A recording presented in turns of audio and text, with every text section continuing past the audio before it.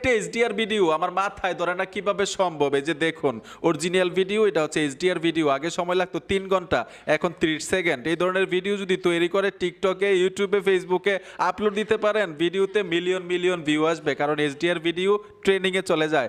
আসেন দেখে আসি কিভাবে এডিটিং করতে হয়। এর জন্য ছোট্ট একটা অ্যাপ্লিকেশন লাগবে। গুগল ক্রোমে চলে আসবেন, সার্চ বক্সে লিখতে হবে উইগুকাপ, উইগুকাপে চলে আসবেন।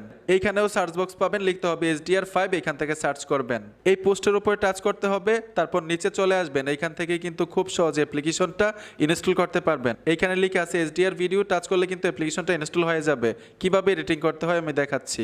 অ্যাপ্লিকেশনে চলে আসবো, পারমিশন চাইলে পারমিশন দিয়ে দিবেন, স্টার্টে চলে আসবো, সাইজ সিলেক্ট করবেন, নিউ প্রজেক্টে চলে আসবেন, ভিডিওতে টাচ করে ভিডিওটা নেবেন। নিচে লিখে আছে এফএক্স, এফএক্সে চলে আসবেন। এখান থেকে HDR ইফেক্ট অ্যাড করতে হবে, দুইবার টাচ করবেন, এখানে অ্যাড হয়ে যাবে। ভিডিও যতটুকু ইফেক্ট ততটুকু লম্বা করে দিবেন, টাচ করে ধরে ইফেক্টের উপরে এরকমভাবে লম্বা করতে পারবেন।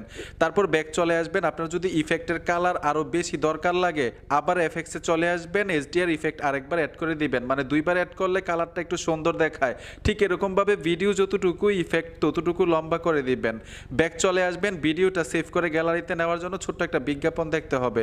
বন্ধুরা আশা করি বুঝতে পেরেছেন। ভিডিওটা দেখে যদি একটু উপকার হয়ে থাকে সাথে থাকবেন। দেখা হবে নতুন ভিডিওতে। আল্লাহ হাফেজ।